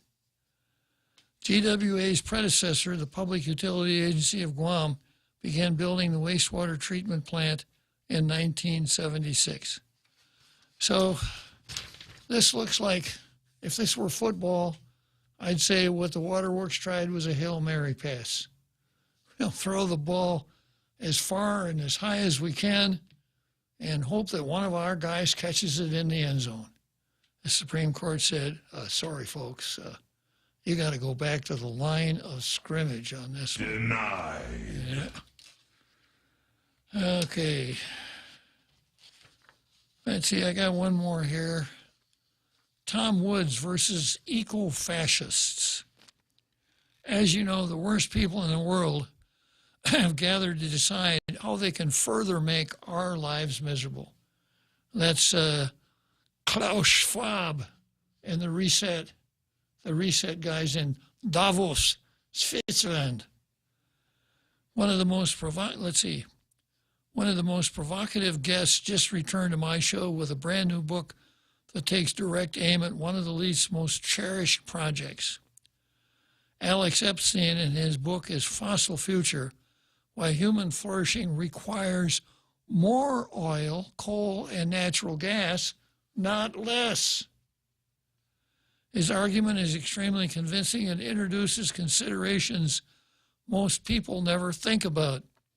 He recently wrote, fossil fuels, which provide 80% of the world's energy, have and will continue to have a unique benefit of providing low-cost, reliable energy to billions of people in thousands of places, a benefit that is desperately needed in a world where some 3 billion people still use less electricity than a typical American refrigerator. Contrary to claims that solar and wind are rapidly replacing fossil fuels, fossil fuel use is still growing, while intermittent solar and wind energy, after generations on the market, provide just 3% of the world's energy. And that for 3% is totally dependent on fossil fuels, especially natural gas, for 24/7 backup. Solar and wind are nowhere near being able to replace the energy that fossil fuels provide today, let alone the far greater amounts of energy humanity needs going forward. One of the key benefits of more fossil fuel use, I will argue, will be powering our enormous and growing ability to master climate danger, whether natural or man-made, an ability that has made the average person on Earth 50 times less likely to die from climate-related disaster than they were in the 1% colder world of 100 years ago. 100 years ago, 1922, the world was 1 degree Celsius colder than it is now. But you have a 50 times better chance of surviving now than you would have in 1922. Because fossil fuel use is so vital to the world's future, I will argue today's proposed policies to rapidly eliminate fossil fuels would, if fully implemented, have truly apocalyptic consequences, making the world an impoverished, dangerous, and miserable place for most people. And even if the fossil fuel elimination policies aren't implemented, which they won't be, given the express intent of China, Russia, and India to increase their fossil fuel use, even widespread restrictions on fossil fuel use that fall short of elimination will shorten and inflict misery on billions of lives, especially in the poorest parts of the world. Yeah. But of course, the environmental wackos are all about doing away with fossil fuels. And we got our own, we got that guy that really took the Power Authority on, I can't remember his name, wrote a letter to the editor. And we decided that if that's what the university is turning out, maybe we should shut down the School of Engineering. So it's very tempting to climb on this, let's do away with fossil fuels bandwagon. We need renewables. And we have, thanks to our CCU, progressed a long way down that trail. We're supposed to be, I can't remember the percentage, but by 2035, we're supposed to be generating much of our power with solar power, which is not only environmentally nicer, but it's also cheaper. But as usual, there's no such thing as a free lunch. If you watch something on TV called Planet of the People, this is a Michael Moore production. You know who Michael Moore is and where he is on the spectrum. Michael Moore put out this video, Planet of the People, and he showed how much it costs to put up this renewable energy. All of the rare earth that has to be mined to produce the solar panels. Mining is not very kind to the environment. And that was the bit of information that Kyle DeHelig, that was that university name, who was a diverse integrated biology. Integrated biology, yeah. Kyle DeHelig. So you have to mine you have to do a tremendous amount of mining to come up with the materials to make the solar panels. Solar panels have a life cycle of about 20 years. What do you do with these solar panels with all these rare metals in them when they've reached the end of their life cycle? Where do you put them? Down in the Marshall Islands on that capped island? And then, of course, windmills and solar energy take tremendous amounts of space. If you've ever driven around the U.S. and seen these gigantic windmill farms, they take up huge amounts of space. They don't make good neighbors because they make a lot of noise. You wouldn't want to live next to one. Solar energy, of course, you have to lay those solar panels out somewhere. It takes up a tremendous amount of space. And I saw a figure, I can't remember what it was, but in order to light a city of, say, 250,000 people, you'd need huge amounts of acreage for the solar panels. So environmental wackos are out there. We got to be aware of them. It's that magic time of the day again when I have to bid goodbye to our president by saying, let's go, Brandon.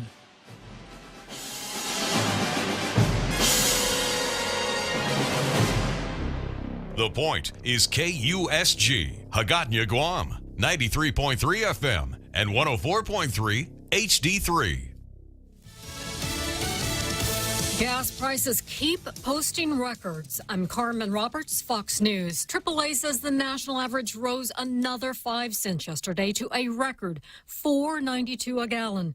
That's a big part of inflation, and when you add that to the country's mass shootings and political strife, you get an American population that's deeply pessimistic about the country's future. A Wall Street Journal NORC poll shows 83% of respondents feel the state of the economy is poor or not so good. Gas prices have hit record highs 27 of the last 28 days. The national average hit $4.86, 8 cents more than double the price when President Biden took office. Analysts predicting we could hit $5 a gallon by mid-June. And with more continued pain at the pump, consumers are frustrated. An ABC News poll finding 72% of Americans disapprove of how the president is handling the gas price crisis. Kelly O'Grady, Fox News. Again, gas prices yesterday rose to a record $4.92 a gallon. And gas prices are the highest in California. The average there climbing yesterday to $6.37 a gallon. All that will be in focus today as voters head to the primary polls in California and 6 other states. Fox's Jeff Manasso has a preview for some of them. 3 Democrats in Iowa try for a chance to unseat senior Republican U.S. Senator Chuck Grassley, who also faces a Republican challenger. It's a crowded primary in New Mexico, where the GOP thinks it can unseat Democratic Governor Michelle Lujan Grisham this fall. And in South Dakota, Governor Kristi Noem faces a Republican challenger, while Republican U.S. Senator John Thune faces 2 challengers. Jeff Manasso, Fox News. Montana, Mississippi, and New Jersey also holding primaries today. And some 5,000 migrants have set out walking in the rain in southern Mexico, tired of waiting there as they try to reach the U.S. America's listening to Fox News.